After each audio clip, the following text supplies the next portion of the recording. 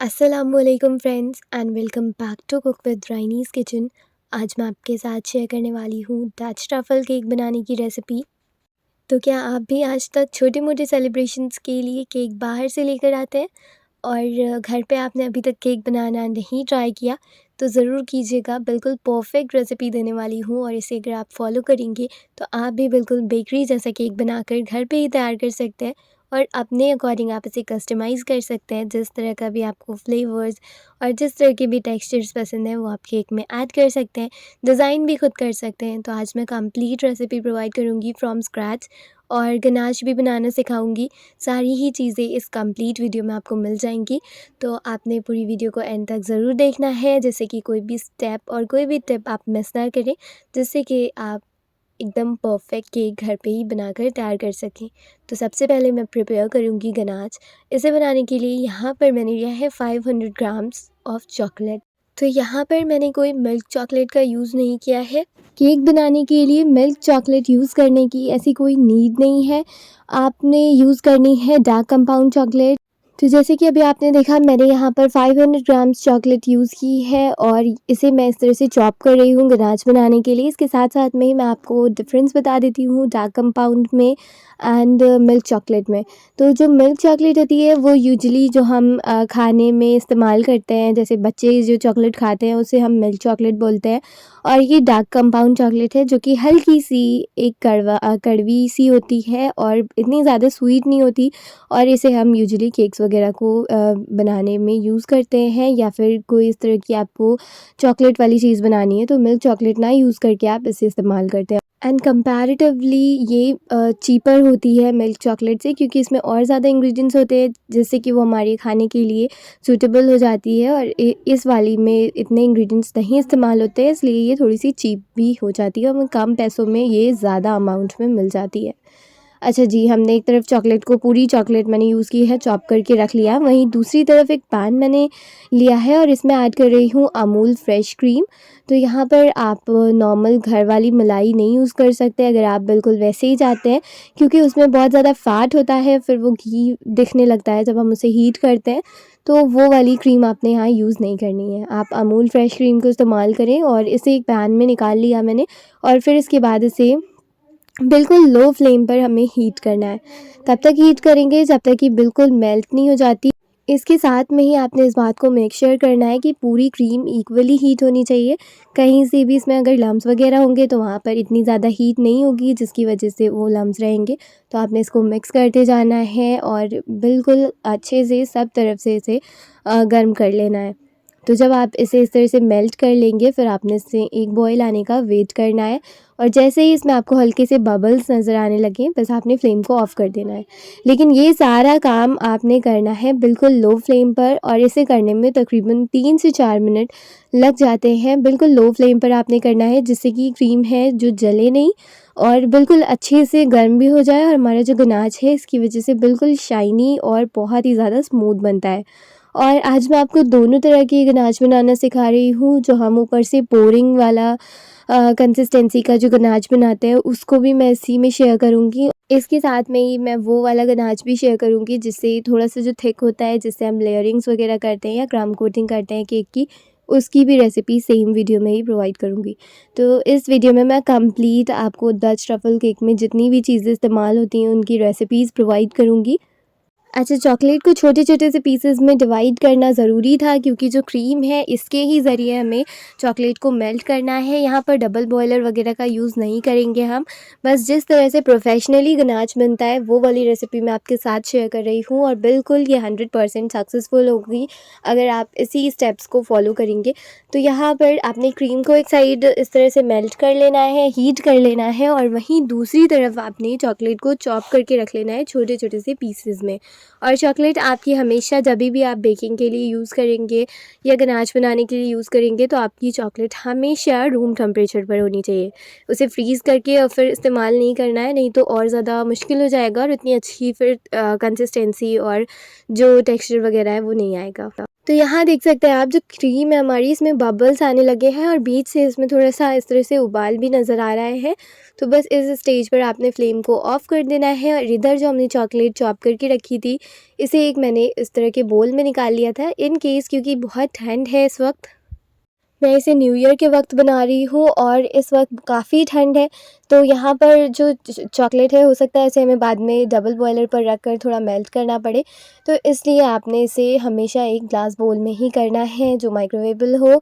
और यहाँ पर मैंने सारी क्रीम जो है इसमें पोर कर दी और जैसे ही मैंने क्रीम डाली, ये चॉकलेट खुद ही मेल्ट होना इस तरह से शुरू हो जाएगी। तो बस आपने अब इसको कट एंड फ़ोल्ड करते हुए अच्छे से कर लेना है मिक्स, और यहाँ पर आपने इसकी मिक्सिंग को आराम से करना है और बहुत अच्छे तरीके से करना है। इसमें कहीं पर भी लम्प्स नहीं रहने चाहिए, नहीं तो फिर ये बिल्कुल जो शाइनी गनाश होता है वो नहीं बन पाएगा, और इसके साथ में ही बिल्कुल जैसा टेक्सचर होता है ना, स्मूथ नहीं रहेगी, फिर ये रफ़ कोई हमारा गनाश बनकर तैयार होगा। तो यहाँ पर देख सकते हैं बहुत अच्छे से चॉकलेट मेल्ट हो चुकी है, कितनी अच्छी शीन अभी से इसमें नज़र आ रही है। और यही टिप है जिसे आपने फॉलो करना है। कई बार लोग जो है ना, चॉकलेट को ही मेल्ट करने के लिए डायरेक्टली पैन में ऐड कर देते हैं, तो ऐसा बिल्कुल आपने नहीं करना है। अगर ऐसा करेंगे तो चॉकलेट में भी कई सारे ऑयल्स होते हैं जो कि रिलीज़ होने लगते हैं, और फिर जो चॉकलेट है ना, वो ग्रेनी नज़र आती है, फिर इस तरह की वो स्मूथ और शाइनी सी नहीं रहती, और फिर ग्रेनी ग्रेनी सा टेक्सचर उसका रहता है। तो यहाँ पर आप देख सकते हैं, ये बिल्कुल भी मुझे डबल बॉयलर पे रख कर फिर इसे हीट करने की ज़रूरत नहीं पड़ी। मेरी क्रीम इनफ हीटेड थी कि उसने इस चॉकलेट को मेल्ट कर दिया, जबकि ये काफ़ी ठंड का मौसम था। तो बहुत रेयर केसेस में ही ऐसा होता है जब चॉकलेट मेल्ट नहीं हो पाती और हमें इसे डबल बॉयलर पर रखकर और फिर मेल्ट करना पड़ता है। अदरवाइज़ ये बहुत आसान तरीके से, देख सकते हैं आप, मेल्ट हो जाती है, हमारा एक शाइनी गनाश बनकर तैयार हो जाता है। एंड में इसे फिनिशिंग देने के लिए यहाँ पर मैं इसमें ऐड कर रही हूँ 1 टीस्पून बटर, जिसे मैंने बिल्कुल रूम टेम्परेचर पर लिया है, और इस बटर को आपने डालकर अच्छे से कर देना है मिक्स, और इसे फ़ौरन ही आपने डाल देना है जब चॉकलेट थोड़ी गर्म हो, नहीं तो फिर बटर जो है ना हमारा मेल्ट नहीं हो पाएगा और वो फिर इस तरह से ही टहलता रहेगा गनाच में। तो यहाँ पर इसे भी मैंने अच्छे से मेल्ट कर लिया और ये हमारा गनाच बिल्कुल अब तैयार है। इसे अब हम ऊपर से क्लिंग रैप लगाकर या फिर आप नॉर्मल किसी भी लिड के साथ कवर करके इसको साइड में रख दें, और जब हम केक कंप्लीट कर लेंगे इसके बाद इसे चेक करेंगे, क्योंकि अभी ठंड वाला मौसम है और ऐसे में हमें गनाच को सेट होने के लिए फ्रिज में नहीं रखना पड़ता और ये नॉर्मल रूम टेम्परेचर पर ही सेट हो जाता है।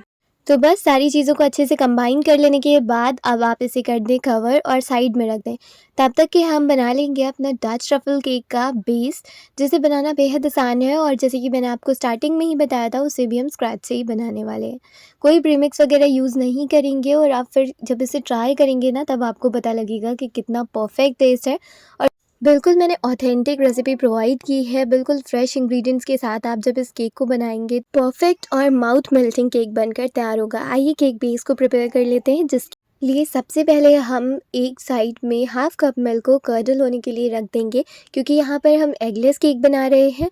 तो सबसे पहले मैंने half cup full fat milk use किया है, उसमें 1 टीस्पून मैंने विनेगर मिक्स करके और इसे साइड में रख दिया। इधर दूसरे एक बड़े बोल में हम ऐड करेंगे सबसे पहले ऑयल। यहाँ पर हमने 1/4 कप ऑयल यूज़ किया है, यानी 50 ml, और इसके साथ में ही हम इसमें कर्ड ऐड करेंगे 1/3 कप, यानी 80 ग्राम्स, अगर ग्राम्स के हिसाब से देखें तो। और इसके साथ साथ में ही मैं इसमें ऐड कर दूंगी पाउडर्ड शुगर, जो कि मैंने हाफ़ कप यूज़ की है, 100 ग्राम्स है अगर ग्राम्स में देखें तो। और इसके साथ में ही मैं इसमें कंडेंस मिल्क ऐड करूँगी हाफ़ कप। इन सारी चीज़ों को मैंने 200 ml कप के साथ मेजर किया है, जो यूनिवर्सल मेजरिंग कप्स आते हैं उनके साथ मैंने इसे मेजर किया है। और इसके बाद एक नॉर्मल हैंड विस्क के साथ आपने इसको कर देना है विस्क, और सारे इंग्रेडिएंट्स को एक साथ कंबाइन करके बिल्कुल एक लम्प फ्री मिक्सचर तैयार करना है। और ये सारे मेजरमेंट्स आपको इसी तरह के रखने हैं। तो इस जो पूरा मिक्सचर है, इसे हम एक दूसरे बोल में ट्रांसफ़र कर लेंगे, जिससे कि इसकी मिक्सिंग थोड़ी ईजी हो जाए। और आपने एक बड़े बोल को ही यूज़ करना है। पहले मेरा बोल थोड़ा सा छोटा हो गया था, तो मैंने इसे ट्रांसफ़र कर लिया, क्योंकि अभी हम इसमें ड्राई इंग्रेडिएंट्स भी ऐड करने हैं। और इस तरह से अब मैं इसे पहले मिक्स कर लूँगी, और इसकी मिक्सिंग के वक्त जो ऑयल है वो सेपरेट रहता है, कर्ड अलग रहता है, शुगर अलग रहती है। तो इस वजह से आपने बिल्कुल भी परेशान नहीं होना है, थोड़ा-सा वक्त लगेगा, लेकिन सारे जो इंग्रेडिएंट्स हैं, जैसे-जैसे ऑयल में जो है ना एयर बबल्स फॉर्म होने लगेंगे, वैसे-वैसे ये सारे इंग्रेडिएंट्स आपस में मिक्स हो जाएँगे और बिल्कुल स्मूथ एक क्रीमी सा मिक्सचर हमें तैयार मिलेगा। तो मैंने यहाँ पर आपको ग्राम्स में भी और कप्स में भी मेजरमेंट्स शेयर कर दी हैं, आप ज़रूर इसी मेजरमेंट को फॉलो कीजिएगा। कुछ देर इसे बीट करने के बाद देख सकते हैं ऑयल इसमें अच्छे से मिक्स हो चुका है और बिल्कुल परफेक्ट इसी तरह का है जैसे कि ऑयल बिल्कुल भी सेपरेट नहीं हो रहा और यहाँ पर सारे इंग्रेडिएंट्स एक साथ कंबाइन है। इस तरह का क्रीमी मिक्सचर जब फॉर्म हो जाए तो आप चाहें तो इलेक्ट्रिक बीटर भी यूज़ कर सकते हैं और अगर बीटर नहीं है तो आप हैंड विस्क के साथ भी इस प्रोसेस को कर सकते हैं। वहीं दूसरी तरफ ड्राई इंग्रेडिएंट्स के लिए मैंने सबसे पहले लिया है 1 कप मैदा और ग्राम्स में देखें तो 150 ग्राम्स है ये। प्लेन फ्लावर जो आप यूज़ करें ये थोड़ी अच्छी क्वालिटी का ही यूज़ कीजिएगा, जो खुला वाला मिलता है उसे ना इस्तेमाल करें तो आप बहुत अच्छा केक घर पे ही बना पाएंगे। इसके बाद मैंने इसमें बेकिंग पाउडर और बेकिंग सोडा ऐड कर दिया है जिनकी मेजरमेंट्स कुछ इस तरह से हैं। यहाँ मैंने बेकिंग पाउडर जो है उसे 1 टीस्पून यूज़ किया है एंड बेकिंग सोडा मैंने हाफ़ टी स्पून यूज़ किया है। इसके साथ में ही मैंने इसमें 1 पिंच सॉल्ट भी ऐड कर दिया है और ऐसा करना बिल्कुल ऑप्शनल है लेकिन आप ज़रूर ऐड करें क्योंकि इससे बहुत इम्पॉर्टेंट स्टेप एक फॉर्म होता है। और यहाँ पर मैं इसके साथ साथ में इसमें कोको पाउडर भी ऐड कर रही हूँ। यहाँ अपने कोको पाउडर का मेजरमेंट्स कुछ इस तरह से रखना है। 1/4 कप मैंने कोको पाउडर इसमें ऐड किया है, जो ग्राम्स के अकॉर्डिंग देखें तो 25 ग्राम्स है और यहाँ पर आप थोड़ा सा और चाहें तो ऐड कर सकते हैं। ये नॉर्मल जो मैंने मेजरमेंट बताई है इस केक के हिसाब से बिल्कुल परफेक्ट है, लेकिन मैंने यहाँ पर और ज़्यादा ही कोको पाउडर इसमें ऐड किया था। तकरीबन मैंने 50 ग्राम्स कोको पाउडर इसमें डाला था क्योंकि जो हमारा कोको पाउडर है वो डिफ़र करता है क्वालिटी वाइज़। तो आपने कलर जितना अच्छा केक में चाहिए और जितना अच्छा कोको का फ्लेवर चाहिए ना, उतना आपने इसमें कोको पाउडर ऐड करना है। बहुत सारा भी नहीं ऐड कर दें, लेकिन हाँ इससे ऊपर ऐड ना करें। नॉर्मल अगर आप मिनिमम ऐड कर रहे हैं तो 25 ग्राम्स और अगर मैक्सिमम ऐड कर रहे हैं तो 35 ग्राम्स, इसके ज़्यादा आप ना ऐड करें। इसके बाद मैंने एक केक मोल्ड यूज़ किया है जिसे मैंने ग्रीस कर लिया था और नीचे बटर पेपर लगा लिया है। ये सारी चीज़ें आपने करके तैयार रख लेनी है क्योंकि अब हम ड्राई और वेट इंग्रेडिएंट्स को मिक्स करेंगे। इससे पहले हम केक को आसानी के साथ कहीं पर भी कितनी भी देर के लिए छोड़ सकते थे, जो हमारे ड्राई इंग्रेडिएंट्स और वेट इंग्रेडिएंट्स जब तक अलग-अलग है। लेकिन जैसे ही हम इन दोनों चीज़ों को कंबाइन कर देंगे, फिर हमें इसे बिल्कुल भी रेस्ट नहीं करने देना है। तो यहाँ पर मैंने इसमें हेज़लनट एसेंस ऐड कर दिया है और आप चाहें आप वैनिला एसेंस भी यूज़ कर सकते हैं। और इसके बाद इसमें जो हमारा ड्राई इंग्रेडिएंट्स थे वो सारे इसमें ऐड कर दिए मैंने। तो धीरे-धीरे से आपने सीव करते जाने हैं ये सारे इंग्रेडिएंट्स और इन्हें कट एंड फोल्ड मेथड की हेल्प से मिक्स करते जाना है। तो यहाँ पर एक बारी में ही आपने सारा ये जो ड्राई इंग्रेडिएंट मिक्स है हमारा, इसे यूज़ नहीं करना है। थोड़ा-थोड़ा डालेंगे तो आपको मिक्स करने में भी आसानी रहेगी। और यहाँ पर क्योंकि मुझे थोड़ी-सी इस चीज़ की प्रैक्टिस है, इसलिए मैंने आधे से ज़्यादा मिक्सचर एक बार में ही डाल दिया था। लेकिन आप अगर बिगिनर हैं तो आप 1-1, 2-2 टीस्पून करके इसमें सीव करके ऐड करें और इसके बाद इसे मिक्स करते जाएँ। उसके बाद आपने एक कट एंड फोल्ड मेथड, ये देख सकते हैं कट एंड ये फोल्ड, तो इस मेथड की हेल्प से आपने इसको मिक्स करना है। ओवर मिक्सिंग भी नहीं करनी है और बहुत हार्श भी मिक्सिंग इसकी नहीं करनी है, अदरवाइज़ जो इतनी सारी हमने मेहनत करके इसमें एयर बबल्स फॉर्म किए हैं वो फिर बिल्कुल गायब हो जाएंगे और फिर केक हमारा बहुत डेंस बनेगा। फिर इसके बाद बीच-बीच में अगर इस तरह से नीड हो तो आप जो हमने कर्डल मिल्क करके रखा था साइड में, उसे भी हम इसमें डालते जाएँगे और बाकी का जो ड्राई इंग्रेडिएंट्स का मिक्स था उसे भी मैंने फिर इसमें डाल दिया। और अब पूरा जो हमारा कर्डल मिल्क है उसे हम ऐड कर देंगे, जो कि अच्छे से आप देख सकते हैं कर्डल भी हो चुका है। तो बस इसे डाल दिया और इसके साथ-साथ में ही अगर आपको मिक्सिंग के वक़्त इसमें थोड़ा-सा ये ज़्यादा थिक लगे मिक्सचर तो आपने 2 से 4 टीस्पून जो मिल्क है उसे बिल्कुल हैंडी रखना है और फ़ौरन ही जैसे ही आपको नीड हो, अगर नहीं मिक्स हो पा रहा है, बहुत ज़्यादा ड्राई सा फ़ील हो रहा है, तो आपने इसमें मिल्क ज़रूर ऐड कर लेना है। ऐसी कोई हार्ड एंड फास्ट रूल नहीं है कि अगर मैंने जो मेजरमेंट्स बताए हैं ये बिल्कुल परफ़ेक्ट हो जाएँ, क्योंकि सबका जो प्लेन फ्लावर होता है इसकी जो क्वालिटी है वो डिफ़र करती है। कई बार प्लेन फ्लावर जो है बहुत ज़्यादा अब्ज़ॉर्ब करता है मिल्क वग़ैरह और कई बार नहीं करता, तो इसलिए ये मेजरमेंट जो मिल्क की है ये डिफ़र कर सकती है। तो इस मिक्स को बनाने के लिए मैंने हाफ़ कप मिल्क अलग से भी इसमें ऐड किया है, तब जाकर ये मिक्स हमारा जो है तैयार हो पाया है। बस सारी चीज़ों को अब आपने कर लेना है एक दफ़ा अच्छे से मिक्स और बिल्कुल भी ओवर मिक्सिंग नहीं करनी है। फिर बहुत केयरफुली आपने ये जो हमारा बैटर तैयार हुआ है ना, इसे इस तरह से पोर कर देना है एक केक टिन में। और यहाँ पर देख सकते हैं बिल्कुल पोरिंग कंसिस्टेंसी वाला ये हमारा तैयार हुआ है मिक्सचर, और इतना ही आपने भी रखना है। इसके बाद आप इसे 1 से 2 बार इस तरह से डैप कर दें और इसके बाद जैसा कि मैंने कहा था, मैं इसे विदाउट ओवन बनाने वाली हूँ, तो इसके लिए मैंने एक बड़े से बर्तन को हीट कर लिया, अंदर सॉल्ट ऐड कर दिया, उसके ऊपर एक स्टैंड रख लिया और इसके ऊपर इस मोल्ड को रख दिया है। अब इसे कवर करेंगे और 15 मिनट्स के लिए इसको हाई फ्लेम पर पहले कुक करेंगे और इसके बाद 10 मिनट्स के लिए हम इसे लो फ्लेम पर छोड़ देंगे। और फिर इसके बाद ये जो हमारा केक है, देख सकते हैं इसका कलर कितना प्यारा आया है, बिल्कुल डार्क कलर आया है, क्योंकि मैंने इसमें कोको पाउडर बहुत सारा ऐड किया था और इससे ज़्यादा आप ना ऐड करें। ये बिल्कुल परफेक्ट था डच ट्रफ़ल केक के लिए। और इसके बाद बस आपने इसको साइड्स को स्क्रैप कर लेना है और इसके बाद इसको डीमोल्ड कर लेना है। तो डीमोल्ड करने के लिए आपने किसी भी एक शार्प नाइफ़ की हेल्प लेनी है और इसे इस तरह से जो साइड्स हैं उनको स्क्रैप करना शुरू करना है। अगर थोड़ी बहुत चिपकी हों एजेस, तो आपने उनको रिमूव कर लेना है और इसके बाद जब आप इसे डीमोल्ड करेंगे तो ये केक बिल्कुल परफेक्ट डीमोल्ड हो जाएगा। अच्छा, केक अभी काफ़ी गर्म था, तो मैंने बस इसको साइड्स को स्क्रैप करके थोड़ी देर के लिए छोड़ दिया था और इसके बाद मैं इसको डीमोल्ड करूँगी। तो केक को कभी भी आपने गर्म ही डीमोल्ड नहीं करना है, नहीं तो वो फिर शेड होना शुरू हो जाता है और फिर पूरा टूट जाता है। और क्योंकि मोल्ड को हमने बहुत अच्छे से ग्रीस करके रखा था, इसलिए कोई दिक्कत नहीं होती, बहुत आसानी के साथ ही डीमोल्ड भी हो जाता है। और ये देख सकते हैं आप, बिल्कुल परफेक्ट हमारा केक बाहर आया है और मोल्ड भी बिल्कुल क्लीन है हमारा। बस ये जो बटर पेपर हमने इसके ऊपर लगाया था, इसको रिमूव कर देंगे। और ये देख सकते हैं कितना परफेक्ट हमारा स्पॉन्ज रेडी हुआ है, बिल्कुल डेंस नहीं है, बहुत ही ज़्यादा सॉफ्ट है और बिल्कुल माउथ मेल्टिंग है। और अगर ये स्पॉन्ज आप घर पे बनाएंगे ना, तो आप इसे डेकोरेट करे बगैर ही, चॉकलेट के बगैर ही आप इसे खा सकते हैं। इतना ज़्यादा टेस्टी है कि आप बिलीव नहीं करेंगे, यूं ही आप इसे खा सकते हैं। और कलर तो आप ये देख सकते हैं, मैंने थोड़ी सी लाइट्स कम की हैं और ये देख सकते हैं अब आप कलर इसका, ये कलर है इसका, बिल्कुल परफेक्ट डार्क चॉकलेट कलर आया है इस पर। तो सबसे पहले यहाँ पर हमें इस केक को डिवाइड करना है, लेयरिंग इसकी करनी है इसके बाद। तो यहाँ पर हम इसको 3 पार्ट्स में डिवाइड करेंगे। तो 3 इसकी लेयर्स हमें निकाल कर अलग अलग रख लेनी है, जिसके लिए मैं आपको एक बहुत आसान तरीका बताऊँगी और जिसे फॉलो करके आप बहुत आसान तरीके से इस केक को इस तरह से लेयर कर पाएंगे। सबसे पहले मैंने केक को इस तरह से फ्लिप कर लिया और ऊपर वाला जो अनइवन पार्ट था इसको रिमूव कर लेंगे। बाद में ये डेकोरेशन में भी काम आ जाता है और चाहें तो आप इसे यूं ही खा सकते हैं। तो यहाँ पर सबसे पहले एक टर्न टेबल यूज़ की है मैंने। अगर आपके पास टर्न टेबल नहीं है तो आप एक कटोरी के ऊपर चकला रख लें और इसके बाद आपकी ये होममेड टर्न टेबल तैयार हो जाएगी, उस पर आप ये काम कर सकते हैं। तो यहाँ पर मैंने टर्न टेबल के ऊपर इस केक को रख लिया और अब हम इसकी लेयर करेंगे।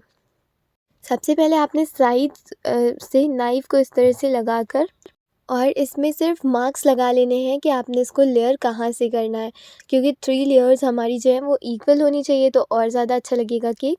और जब आप इस तरह से मार्किंग कर लें, इसके बाद आप इस तरह से थ्रेड को इसमें इंसर्ट करें और एक साइड से इस तरह से खींचते रहें, तो फिर जो थ्रेड है उसकी हेल्प से बहुत आसान तरीके से बिल्कुल इक्वल लेयर्स फॉर्म हो जाती हैं और बहुत आसान तरीके से हमारा जो केक है स्मूथली कट के तैयार हो जाता है। एक लेयर कंप्लीट होने के बाद मैंने दूसरी वाली को भी अच्छे से इस तरह से कट कर लिया और अब ये हमारा केक बिल्कुल डिवाइड हो चुका है 3 इक्वल पार्ट्स में। और अब मैं इसे अलग-अलग करके रख लूँगी और इसके बाद हमारा जो गनाश है वो भी बहुत अच्छे से सेट हो चुका है। अभी मैं आपको वो भी दिखाती हूँ और ये देख सकते हैं आप। सबसे पहले जो ये लेयर्स हैं इनको हम अलग-अलग करके रख लेंगे, तो बीच में से आपने नाइफ़ को इस तरह से इंसर्ट कर लेना है और इसके बाद आप इसमें से जो लेयर्स हैं उनको उठाते जाएँ इस तरह से। और ये देख सकते हैं आपके कितना अच्छा जाल अंदर बनकर तैयार हुआ है। और ये जो आपको थोड़े से बड़े-बड़े से एयर स्पेसेस दिख रहे हैं, ये इसलिए हैं क्योंकि केक अच्छे से डैप नहीं हो पाया था और इसे और ज़्यादा अच्छे से अगर हम डैप करते तो ये बिल्कुल परफेक्ट इसमें नेट हमें दिखाई देती। लेकिन कहीं-कहीं पर 1-2 बबल्स रह जाते हैं, अक्सर ऐसा होता है, तो वो यहाँ पर नज़र आ रहे हैं। अदरवाइज़ केक बहुत प्यारा बना है। ये देख सकते हैं आप। ये बिल्कुल परफेक्ट हमारा जो केक बनकर तैयार हुआ है, इसकी लेयर्स को मैंने रिमूव कर दिया और ये 2 लेयर्स हैं और वो तीसरी वाली। तो ये सारी लेयर्स हमारी रेडी है। अब चलिए केक की आइसिंग की तरफ चलते हैं। तो अब मैं यहाँ पर वीडियो को कट बिल्कुल भी नहीं करूँगी, बस थोड़ी-सी फ़ास्ट करके आपको यहाँ पर कंप्लीट वीडियो शो करूँगी। तो यहाँ पर मैंने सबसे पहले जो नीचे वाली लेयर है उसको उठाया और इसके बाद यहाँ पर थोड़ा-सा गनाश लगा लिया और इसके बाद इस लेयर को रख दिया, क्योंकि बाद में जब हम केक को ट्रांसफ़र करेंगे तो केक अच्छे से उठ सके, इसलिए नीचे गनाश लगाना ज़रूरी था। फिर शुगर सिरप हमने प्रिपेयर किया था, जिसके लिए 1 टेबलस्पून शुगर के साथ मैंने हाफ़ कप पानी को मिक्स कर लिया था। इसके बाद जो गनाश था उसमें थोड़ा-सा गर्म पानी मिलाकर और फिर कुछ देर के लिए कर लिया माइक्रोवेव, जिसकी वजह से चॉकलेट मेल्ट हो गई और फिर आप इसे इस तरह से यूज़ कर सकते हैं अंदर लेयर्स में। तो इस तरह से लेयर्स में जब आप यूज़ करेंगे तो बहुत आसानी से ये स्प्रेड हो जाता है और बहुत मुश्किल भी नहीं होती। तो सबसे पहले मैंने इस सिरप को लगा दिया और इसके बाद जो हमारी थिक चॉकलेट है उसकी भी हम एक लेयर इसके ऊपर लगाएँगे। जिसके लिए मैंने एक पाइपिंग बैग में चॉकलेट को फ़िल कर लिया और इसके एजेस पर इस तरह से आपने चॉकलेट को लगाते जाना है, जिससे कि ये जो हमारा सिरप है ये बाहर निकले नहीं। अगर हम ये वाली लेयर फ़ॉर्म नहीं करेंगे, ये एक तरह से डिफेंस है, अगर हम इसे फ़ॉर्म नहीं करेंगे तो फिर जो हमारी चॉकलेट है ना, ये जो चॉकलेट सिरप हमने इसमें लगाया है, क्योंकि अभी ये सेट नहीं है तो ये चॉकलेट ooze आउट होने लगेगी, केक में से बाहर निकलने लगेगी। तो हमें ऐसा बिल्कुल भी नहीं चाहिए, इसलिए यहाँ पर मैंने एक लेयर बाहर फ़ॉर्म कर दी और इसके बाद अब आप जितनी चॉकलेट चाहें इसके ऊपर लगा सकते हैं। तो थोड़ी-सी ज़्यादा हो गई थी बातों-बातों में, तो मैंने उसे उठा लिया और अब ये बिल्कुल परफ़ेक्ट है। सेकंड वाली जो लेयर है उसको भी इसके ऊपर ही हम प्लेस कर देंगे। इस तरह से ये जो हमारी सेकंड लेयर है इसे भी मैंने इसके ऊपर रख दिया और इसके बाद हम फिर से इसमें जो सेम प्रोसेस रिपीट करेंगे जो हमने नीचे वाली लेयर में रिपीट किया था। तो इसमें पहले मैं इस तरह से लेयर लगा ले रही हूँ साइड में और इसके बाद बीच में हम थोड़ा-सा शुगर सिरप भी डालेंगे और इसके साथ में ही चॉकलेट भी डालेंगे। तो ये वाला स्टेप भी हम कंप्लीट कर लेंगे और इसके बाद हम थर्ड लेयर पर आएँगे। जब हमारी सेकेंड लेयर कंप्लीट हो गई तो मैंने थर्ड वाली लेयर को भी ऊपर से प्लेस कर दिया और इसके बाद हम सबसे पहले इसमें साइड में क्रम कोटिंग करेंगे, जिसके लिए अगर साइड में आपको चॉकलेट ज़्यादा नज़र आ रही हो तो पहले आप एक दफ़ा उसे अच्छे से कोट कर सकते हैं, लेकिन यहाँ पर मैं सारा काम एक साथ ही करूँगी। थोड़ी सी चॉकलेट हम बाहर लगा लेंगे इस पाइपिंग बैग की हेल्प से और इसके बाद यहाँ से हम चॉकलेट पाइप कर देंगे साइड्स में और इसके बाद इसे स्क्रैप करके अच्छे से हमें केक को स्मूथ कर देना है। तो इस प्रोसेस को मैं थोड़ा-सा फ़ास्ट करके आपको दिखा देती हूँ और उसके बाद हम इसकी फ़ाइनल गार्निशिंग की तरफ चलेंगे। केक के एजेस को मैंने अच्छे से स्मूथ कर दिया था और इसके बाद अब हम इसके ऊपर से जो हमने और ज़्यादा चॉकलेट सिरप प्रिपेयर करके रखा था उसको इस तरह से स्प्रेड कर देंगे। आप चाहें आप डार्क चॉकलेट को ही ऊपर से डाल दें या फिर चाहें तो आप मिल्क चॉकलेट को भी ऊपर से इस तरह से पोर कर सकते हैं। मैंने जो गनाश था हमारा उसमें ही थोड़ा-सा गर्म पानी मिलाकर और 10 सेकंड्स के लिए माइक्रोवेव कर लिया और इसके बाद ही हमारी बिल्कुल मिरर ग्लेज़ वाली गनाच रेडी थी। फिर उसके बाद जो हमारी थोड़ी-सी चॉकलेट रह गई थी उसके साथ मैंने ऊपर से इसमें थोड़े से पैटर्न्स ड्रॉ कर दिए और थोड़ी-सी चॉकलेट मैंने इसके ऊपर ग्रेट करके भी ऐड कर दी और अब मेरे पास बिल्कुल भी वक़्त नहीं था कि मैं इसको शिफ्ट करती। तो यहीं पर क्योंकि सब आ चुके थे और केक की कटिंग भी इस तरह से हो गई, तो बच्चों ने कटिंग की थी और बड़ा मज़ा आया। और ये काम इतनी जल्दी में हुआ कि मैं एक अच्छी-सी पिक्चर भी नहीं क्लिक कर पाई इस केक की। तो बस आप भी ज़रूर ट्राई कीजिएगा इसे और मैं जल्द ही आपके साथ क्रीम चीज़ केक की रेसिपी शेयर करूँगी। बहुत सारे सब्सक्राइबर्स की रिक्वेस्ट थी तो बस आप भी इसे एन्जॉय करें, अपने व्यूज़ मेरे साथ ज़रूर शेयर करें, घर पर इसे ट्राई करें और मुझे ज़रूर बताइएगा कि आपको ये केक कैसा लगा। And yeah I will see you all very soon in my next video. Till then अल्लाह हाफ़िज़, take care, bye bye, see you all very soon in my next video.